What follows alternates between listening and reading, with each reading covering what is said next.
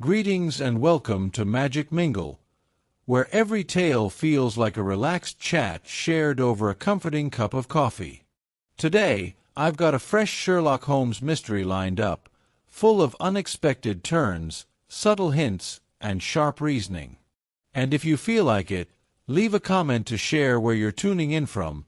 It's always a joy to hear from fellow detectives around the world. Let's jump into the case.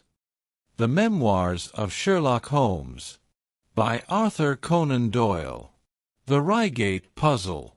It was some time before the health of my friend Mr. Sherlock Holmes recovered from the strain caused by his immense exertions in the spring of '87. The whole question of the Netherlands Sumatra Company and of the colossal schemes of Baron Maupertuis are too recent in the minds of the public, and are too intimately concerned with politics and finance to be fitting subjects for this series of sketches. They led, however, in an indirect fashion to a singular and complex problem which gave my friend an opportunity of demonstrating the value of a fresh weapon among the many with which he waged his lifelong battle against crime.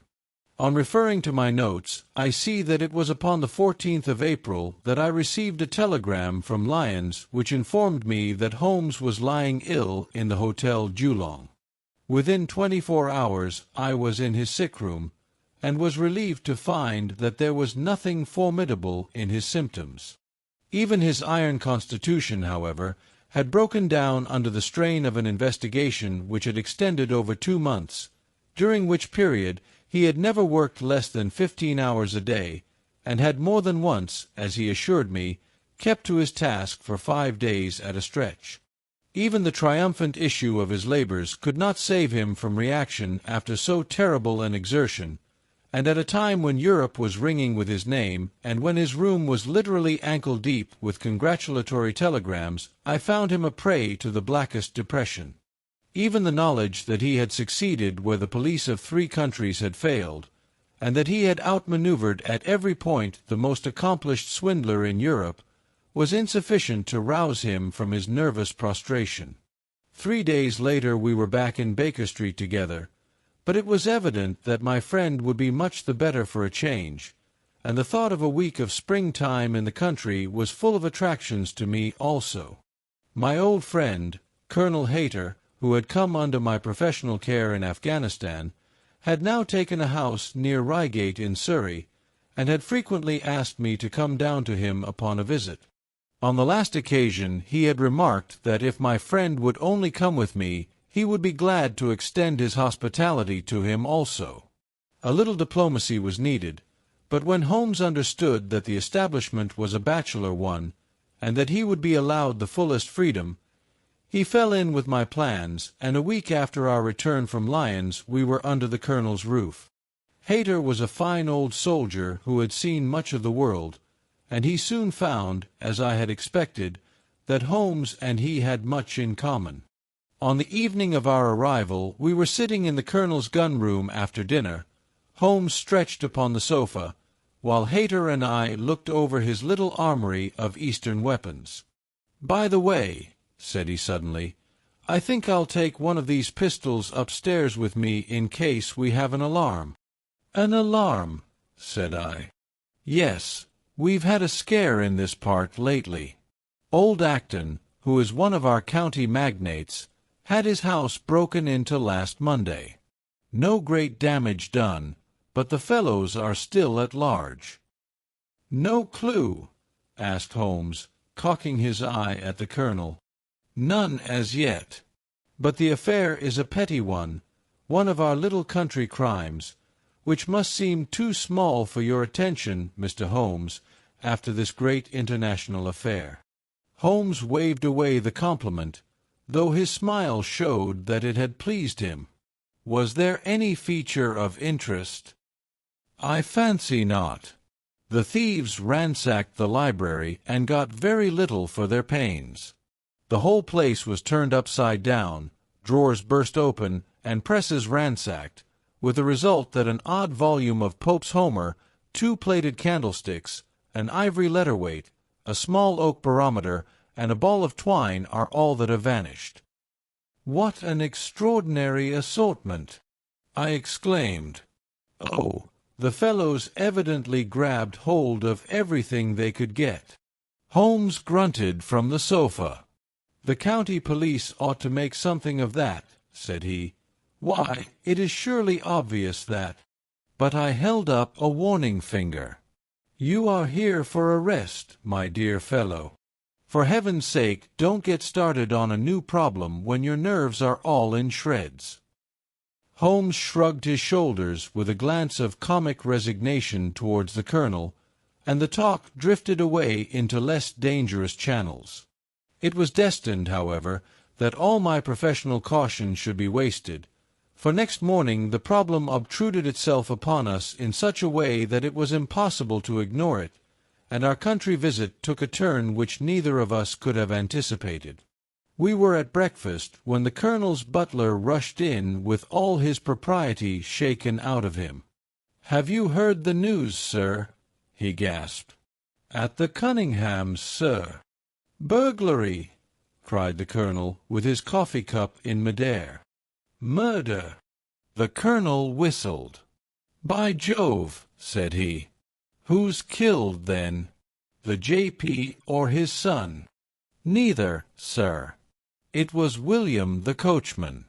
Shot through the heart, sir, and never spoke again." "Who shot him, then?" "The burglar, sir. He was off like a shot and got clean away. He just broke in at the pantry window when William came on him and met his end in saving his master's property." "What time?" "It was last night, sir, somewhere about 12. "Ah, then, we'll step over afterwards," said the colonel, coolly settling down to his breakfast again. "It's a baddish business," he added when the butler had gone. "He's our leading man about here, is old Cunningham, and a very decent fellow too. He'll be cut up over this, for the man has been in his service for years and was a good servant. It's evidently the same villains who broke into Acton's." "And stole that very singular collection," said Holmes thoughtfully. "Precisely. Hum. It may prove the simplest matter in the world, but all the same at first glance this is just a little curious, is it not? A gang of burglars acting in the country might be expected to vary the scene of their operations, and not to crack 2 cribs in the same district within a few days. When you spoke last night of taking precautions, I remember that it passed through my mind that this was probably the last parish in England to which the thief or thieves would be likely to turn their attention, which shows that I have still much to learn." "I fancy it's some local practitioner," said the colonel. "In that case, of course, Acton's and Cunningham's are just the places he would go for, since they are far the largest about here." "And richest."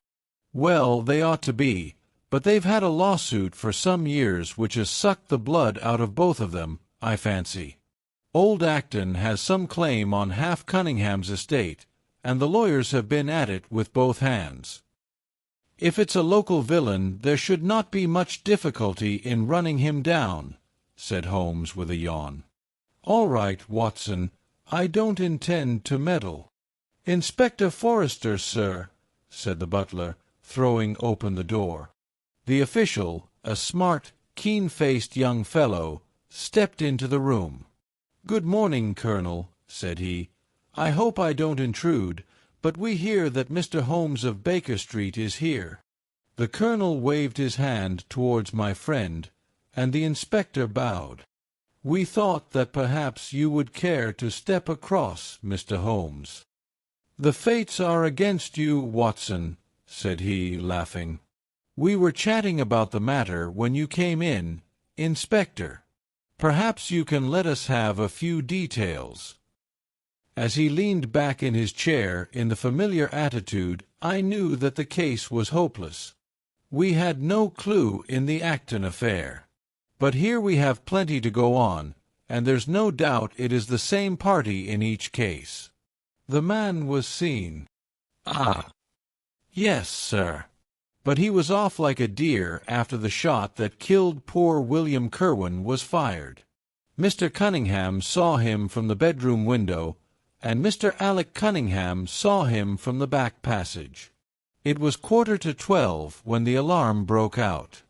Mr. Cunningham had just got into bed, and Mr. Alec was smoking a pipe in his dressing-gown. They both heard William the coachman calling for help, and Mr. Alec ran down to see what was the matter. The back door was open, and as he came to the foot of the stairs he saw two men wrestling together outside. One of them fired a shot, the other dropped, and the murderer rushed across the garden and over the hedge.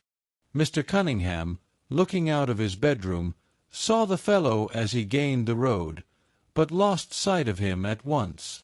Mr. Alec stopped to see if he could help the dying man, and so the villain got clean away. Beyond the fact that he was a middle-sized man and dressed in some dark stuff, we have no personal clue, but we are making energetic inquiries, and if he is a stranger we shall soon find him out. What was this William doing there? Did he say anything before he died? Not a word. He lives at the lodge with his mother, and as he was a very faithful fellow, we imagine that he walked up to the house with the intention of seeing that all was right there. Of course this Acton business has put everyone on their guard. The robber must have just burst open the door, the lock has been forced, when William came upon him. Did William say anything to his mother before going out? She is very old and deaf, and we can get no information from her. The shock has made her half-witted, but I understand that she was never very bright. There is one very important circumstance, however. Look at this. He took a small piece of torn paper from a notebook and spread it out upon his knee. This was found between the finger and thumb of the dead man. It appears to be a fragment torn from a larger sheet. You will observe that the hour mentioned upon it is the very time at which the poor fellow met his fate.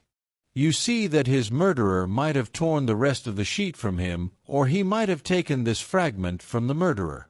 It reads almost as though it were an appointment. Holmes took up the scrap of paper, a facsimile of which is here reproduced. At 11:45 learn what may be. Presuming that it is an appointment, continued the inspector, it is of course a conceivable theory that this William Kerwin, though he had the reputation of being an honest man, may have been in league with the thief. He may have met him there, may even have helped him to break in the door, and then they may have fallen out between themselves. This writing is of extraordinary interest, said Holmes, who had been examining it with intense concentration. These are much deeper waters than I had thought. He sank his head upon his hands, while the inspector smiled at the effect which his case had had upon the famous London specialist. "Your last remark," said Holmes presently, "as to the possibility of there being an understanding between the burglar and the servant, and this being a note of appointment from one to the other, is an ingenious and not entirely impossible supposition. But this writing opens up—" He sank his head into his hands again, and remained for some minutes in the deepest thought. When he raised his face again, I was surprised to see that his cheek was tinged with color, and his eyes as bright as before his illness. He sprang to his feet with all his old energy. "I'll tell you what," said he, "I should like to have a quiet little glance into the details of this case. There is something in it which fascinates me extremely. If you will permit me, Colonel, I will leave my friend Watson and you, and I will step round with the inspector to test the truth of one or two little fancies of mine. I will be with you again in half an hour." An hour and a half had elapsed before the inspector returned alone. "Mr. Holmes is walking up and down in the field outside," said he. "He wants us all four to go up to the house together." "To Mr. Cunningham's?" "Yes, sir." "What for?" The inspector shrugged his shoulders. "I don't quite know, sir." Between ourselves, I think Mr. Holmes had not quite got over his illness yet. He's been behaving very queerly, and he is very much excited." "I don't think you need alarm yourself," said I. "I have usually found that there was method in his madness." "Some folks might say there was madness in his method," muttered the inspector. "But he's all on fire to start, Colonel, so we had best go out if you are ready." We found Holmes pacing up and down in the field, his chin sunk upon his breast, and his hands thrust into his trousers pockets.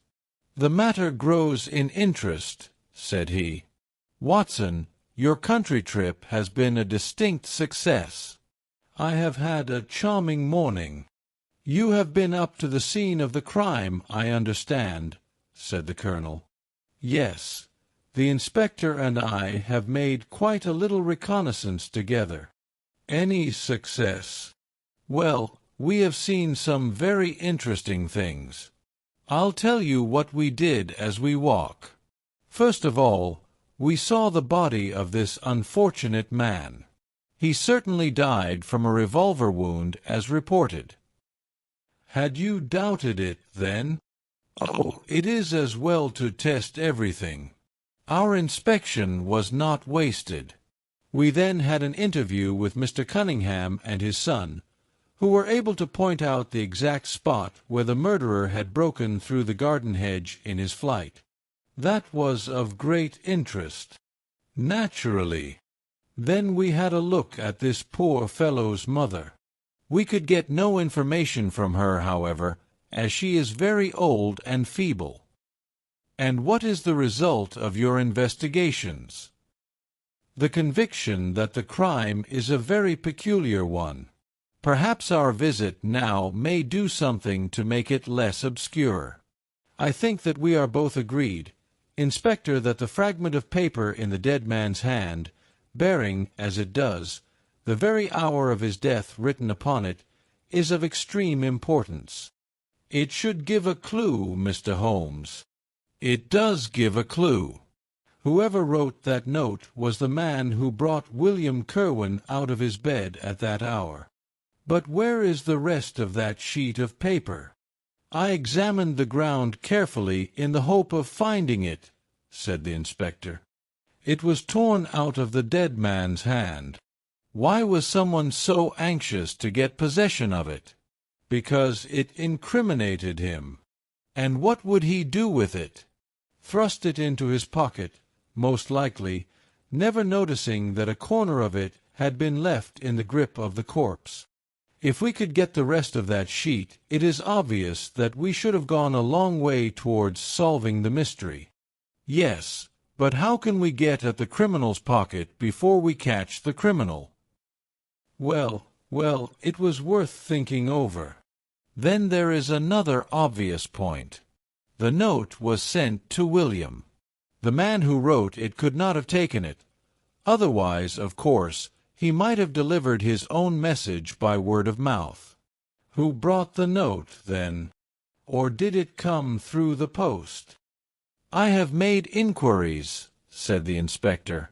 "William received a letter by the afternoon post yesterday. The envelope was destroyed by him." "Excellent!" cried Holmes, clapping the inspector on the back. "You've seen the postman.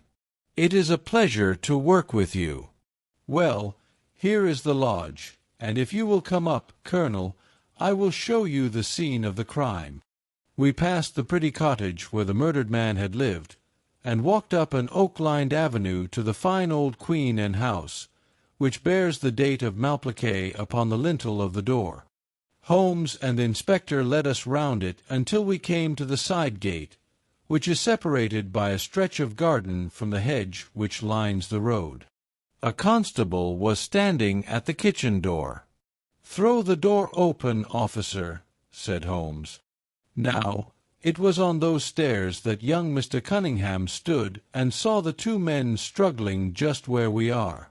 Old Mr. Cunningham was at that window, the second on the left, and he saw the fellow get away just to the left of that bush. Then Mr. Alec ran out and knelt beside the wounded man. "The ground is very hard, you see, and there are no marks to guide us." As he spoke, two men came down the garden path, from round the angle of the house. The one was an elderly man, with a strong, deep-lined, heavy-eyed face. The other a dashing young fellow, whose bright, smiling expression and showy dress were in strange contrast with the business which had brought us there. "Still at it, then?" said he to Holmes. "I thought you Londoners were never at fault. You don't seem to be so very quick, after all." "Ah, you must give us a little time," said Holmes good-humouredly. "You'll want it," said young Alec Cunningham. "Why, I don't see that we have any clue at all." "There's only one," answered the inspector. "We thought that if we could only find— Good heavens, Mr. Holmes! What is the matter?" My poor friend's face had suddenly assumed the most dreadful expression. His eyes rolled upwards, his features writhed in agony, and with a suppressed groan he dropped on his face upon the ground. Horrified at the suddenness and severity of the attack, we carried him into the kitchen, where he lay back in a large chair, and breathed heavily for some minutes. Finally, with a shamefaced apology for his weakness, he rose once more. "Watson would tell you that I have only just recovered from a severe illness," he explained. "I am liable to these sudden nervous attacks." "Shall I send you home in my trap?" asked old Cunningham. "Well, since I am here, there is one point on which I should like to feel sure. We can very easily verify it." "What was it?" "Well, it seems to me that it is just possible that the arrival of this poor fellow William was not before, but after, the entrance of the burglar into the house. You appear to take it for granted that, although the door was forced, the robber never got in." "I fancy that is quite obvious," said Mr. Cunningham, gravely. "Why, my son Alec had not yet gone to bed, and he would certainly have heard anyone moving about. Where was he sitting?" "I was smoking in my dressing-room." "Which window is that?"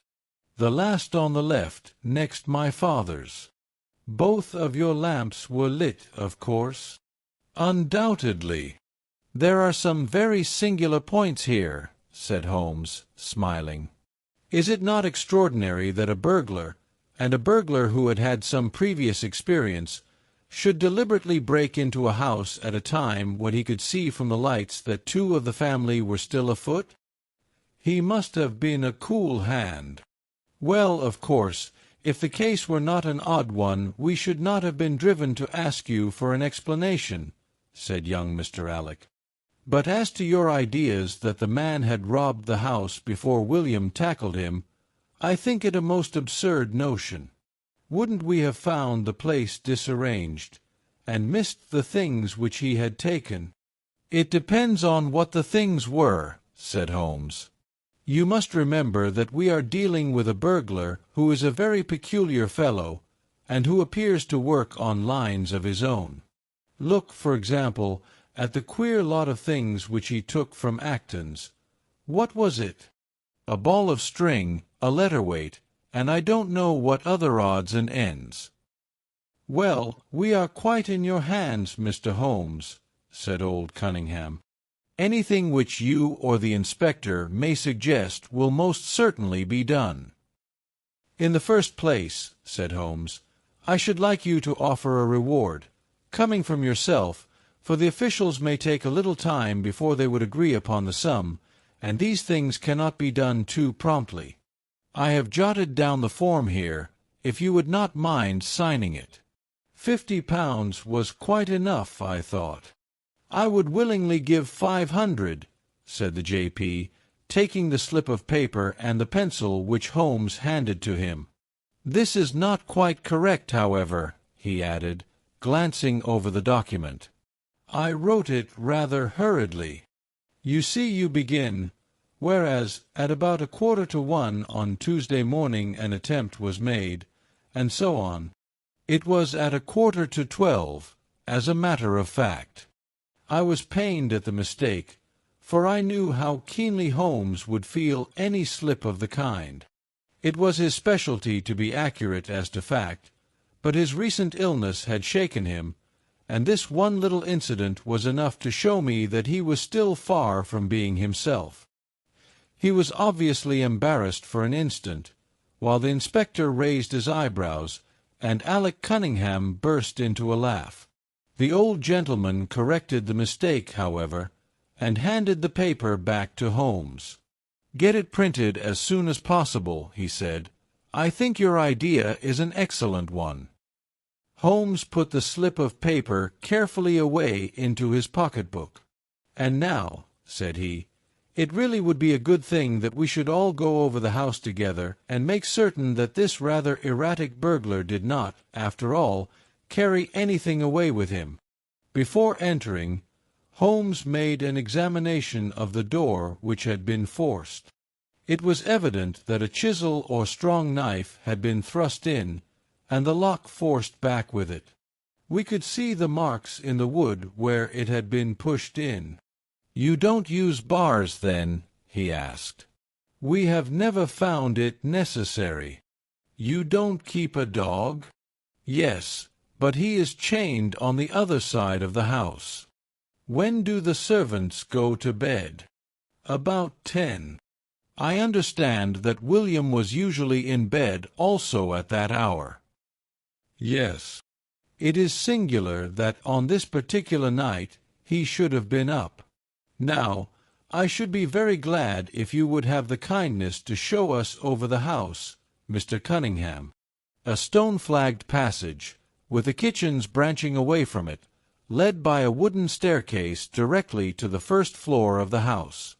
It came out upon the landing opposite to a second more ornamental stair which came up from the front hall. Out of this landing opened the drawing-room and several bedrooms, including those of Mr. Cunningham and his son. Holmes walked slowly, taking keen note of the architecture of the house. I could tell from his expression that he was on a hot scent, and yet I could not in the least imagine in what direction his inferences were leading him. "My good sir," said Mr. Cunningham with some impatience, "this is surely very unnecessary. That is my room at the end of the stairs, and my son's is the one beyond it. I leave it to your judgment whether it was possible for the thief to have come up here without disturbing us." "You must try round and get on a fresh scent, I fancy," said the son with a rather malicious smile. "Still, I must ask you to humour me a little further. I should like, for example, to see how far the windows of the bedrooms command the front. This, I understand, is your son's room." He pushed open the door. "And that, I presume, is the dressing-room in which he sat smoking when the alarm was given. Where does the window of that look out to?" He stepped across the bedroom, pushed open the door, and glanced round the other chamber. "I hope that you are satisfied now," said Mr. Cunningham tartly. "Thank you. I think I have seen all that I wished. Then, if it is really necessary, we can go into my room. If it is not too much trouble." The J.P. shrugged his shoulders, and led the way into his own chamber, which was a plainly furnished and commonplace room. As we moved across it in the direction of the window, Holmes fell back until he and I were the last of the group. Near the foot of the bed stood a dish of oranges and a carafe of water. As we passed it, Holmes, to my unutterable astonishment, leaned over in front of me and deliberately knocked the whole thing over. The glass smashed into 1,000 pieces, and the fruit rolled about into every corner of the room. "You've done it now, Watson," said he coolly. "A pretty mess you've made of the carpet." I stooped in some confusion and began to pick up the fruit, understanding for some reason my companion desired me to take the blame upon myself. The others did the same, and set the table on its legs again. "Hullo!" cried the inspector. "Where's he got to?" Holmes had disappeared. "Wait here an instant," said young Alec Cunningham. "The fellow is off his head, in my opinion. Come with me, father, and see where he has got to." They rushed out of the room, leaving the inspector, the colonel, and me staring at each other. "'Pon my word, I am inclined to agree with Master Alec," said the official. "It may be the effect of this illness, but it seems to me that—" His words were cut short by a sudden scream of "Help! Help! Murder!" With a thrill I recognized the voice of that of my friend. I rushed madly from the room on to the landing. The cries, which had sunk down into a hoarse, inarticulate shouting, came from the room which we had first visited. I dashed in, and on into the dressing-room beyond. The two Cunninghams were bending over the prostrate figure of Sherlock Holmes, the younger clutching his throat with both hands, while the elder seemed to be twisting one of his wrists. In an instant the three of us had torn them away from him, and Holmes staggered to his feet, very pale and evidently greatly exhausted. "Arrest these men, Inspector," he gasped. "On what charge?" "That of murdering their coachman, William Kirwan." The inspector stared about him in bewilderment. "Oh, come now, Mr. Holmes," said he at last. "I'm sure you don't really mean to—" "Tut, man, look at their faces!" cried Holmes curtly. Never certainly have I seen a plainer confession of guilt upon human countenances. The older man seemed numbed and dazed, with a heavy, sullen expression upon his strongly marked face.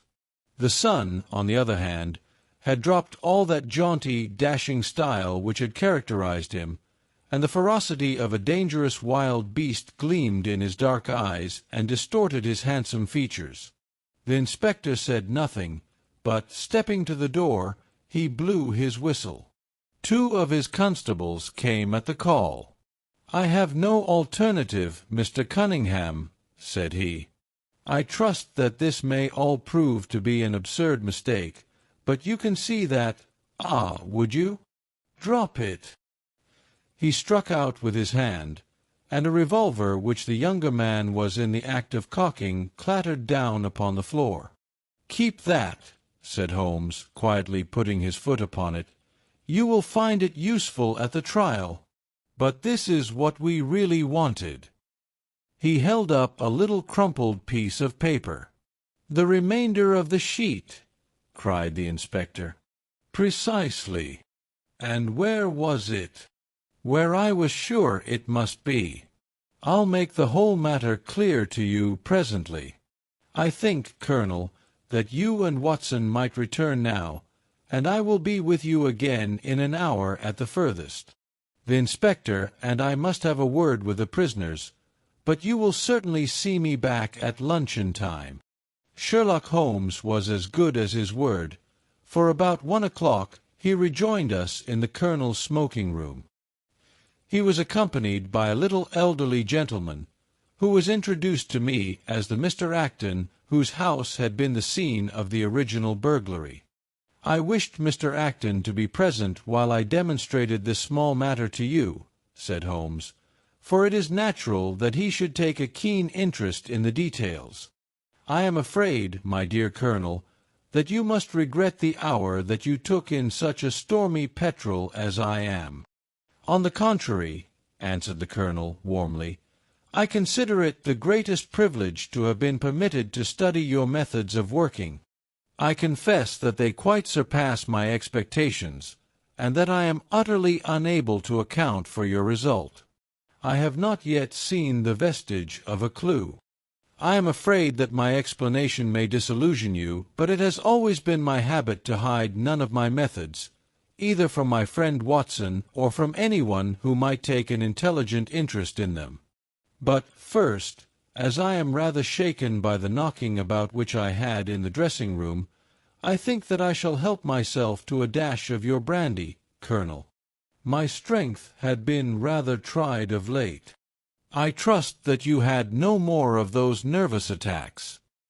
Sherlock Holmes laughed heartily. "We will come to that in its turn," said he. "I will lay an account of the case before you in its due order, showing you the various points which guided me in my decision. Pray interrupt me if there is any inference which is not perfectly clear to you. It is of the highest importance in the art of detection to be able to recognize, out of a number of facts, which are incidental and which vital.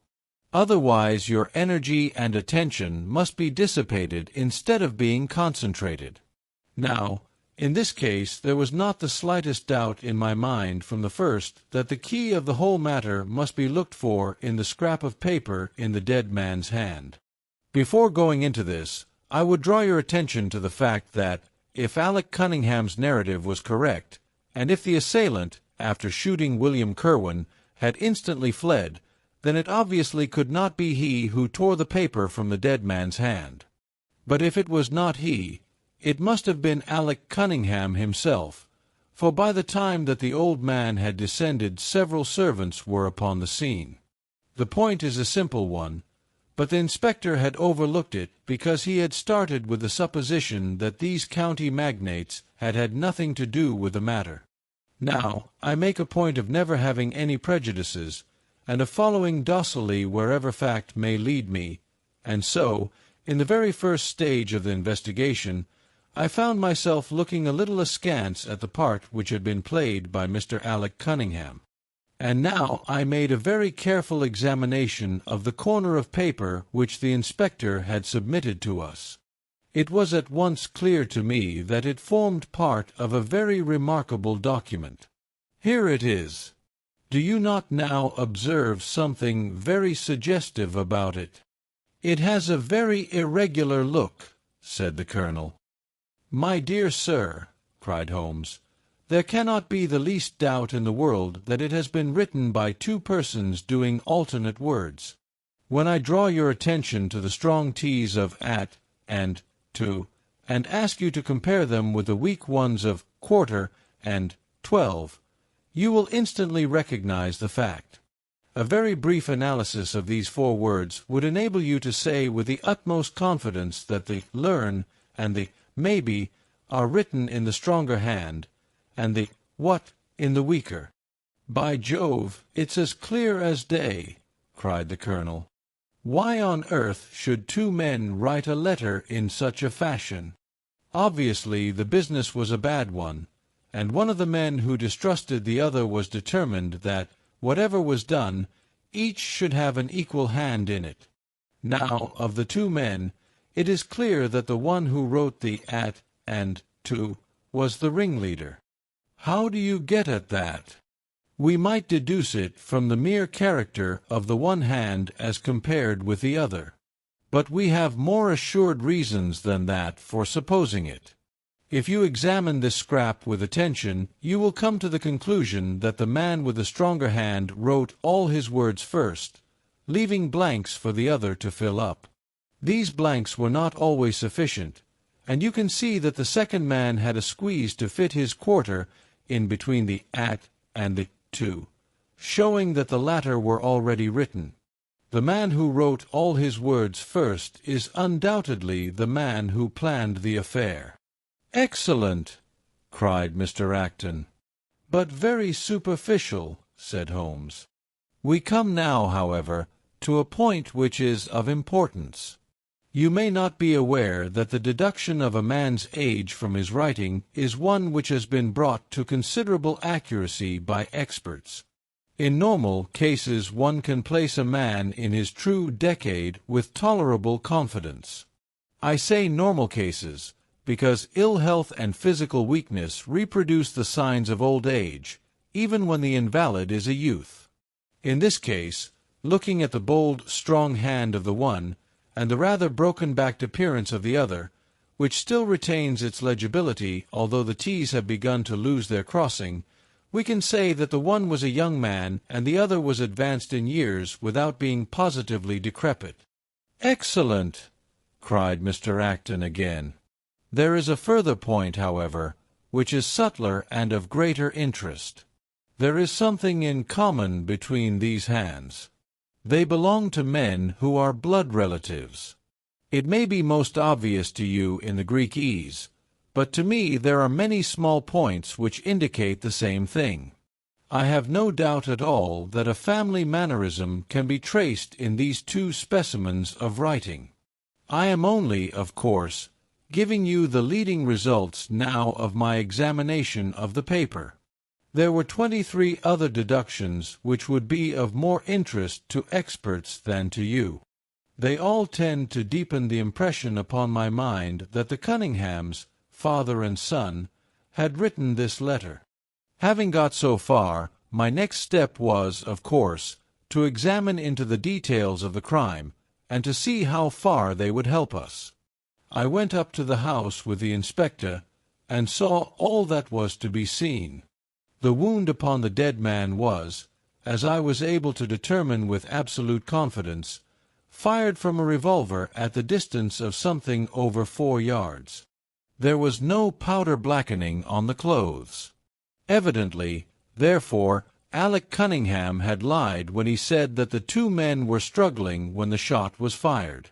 Again, both father and son agreed as to the place where the man escaped into the road. At that point, however, as it happens, there is a broadish ditch, moist at the bottom. As there were no indications of boot marks about this ditch, I was absolutely sure not only that the Cunninghams had again lied, but that there had never been any unknown man upon the scene at all.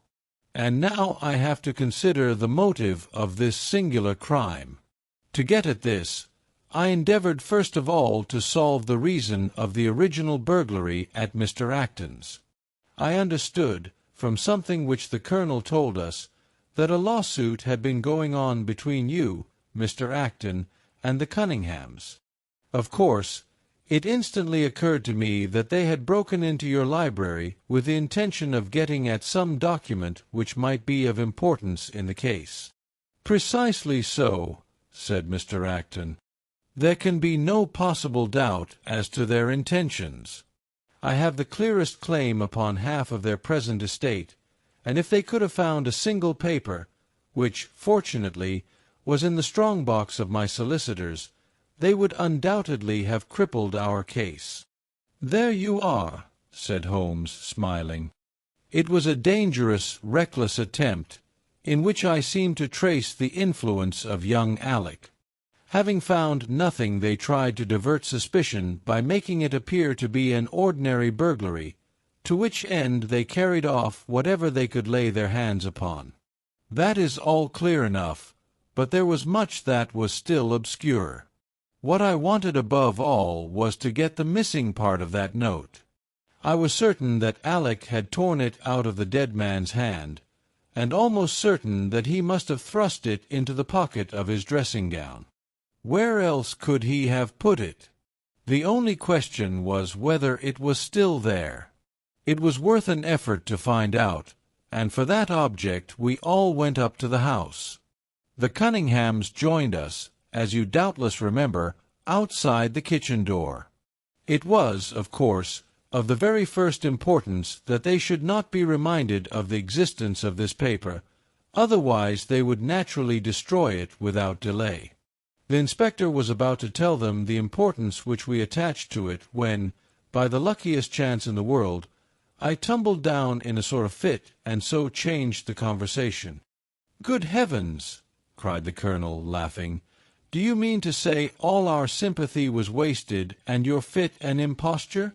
"Speaking professionally, it was admirably done," cried I, looking in amazement at this man who was forever confounding me with some new phase of his astuteness. "It is an art which is often useful," said he.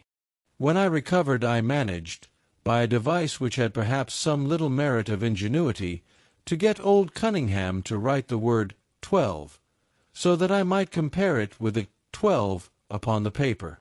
"Oh, what an ass I have been!" I exclaimed. "I could see that you were commiserating me over my weakness," said Holmes, laughing. I was sorry to cause you the sympathetic pain which I know that you felt."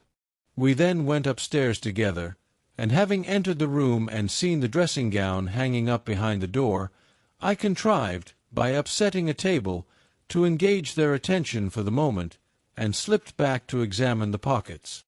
I had hardly got the paper, however, which was, as I had expected, in one of them, when the two Cunninghams were on me, and would, I verily believe, have murdered me then and there but for your prompt and friendly aid.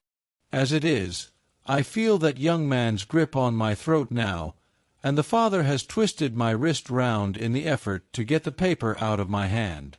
They saw that I must know all about it, you see, and the sudden change from absolute security to complete despair made them perfectly desperate. I had a little talk with old Cunningham afterwards as to the motive of the crime. He was tractable enough, though his son was a perfect demon, ready to blow out his own or anybody else's brains if he could have got to his revolver. When Cunningham saw that the case against him was so strong, he lost all heart and made a clean breast of everything. It seems that William had secretly followed his two masters on the night when they made their raid upon Mr. Acton's, and having thus got them into his power, proceeded, under threats of exposure, to levy blackmail upon them. Mr. Alec, however, was a dangerous man to play games of that sort with. It was a stroke of positive genius on his part to see in the burglary scare which was convulsing the countryside an opportunity of plausibly getting rid of the man whom he feared. William was decoyed up and shot, and had they only got the whole of the note and paid a little more attention to detail in the accessories, it is very possible that suspicion might never have been aroused. "And the note?" I asked. Sherlock Holmes placed the subjoined paper before us. "If you will only come round at 11:45 to the east gate, you will learn what will very much surprise you, and maybe be of the greatest service to you and also to Annie Morrison. But say nothing to anyone upon the matter." "It is very much the sort of thing that I expected," said he. "Of course, we do not yet know what the relations may have been between Alec Cunningham, William Kerwin, and Annie Morrison. The result shows that the trap was skilfully baited. I am sure that you cannot fail to be delighted with the traces of heredity shown in the P's and in the tails of the G's. The absence of the I-dots in the old man's writing is also most characteristic. Watson, I think our quiet rest in the country has been a distinct success, and I shall certainly return much invigorated to Baker Street tomorrow." Thank you for listening. Like, subscribe, and share our channel Magic Mingle with your friends to enjoy more magical stories.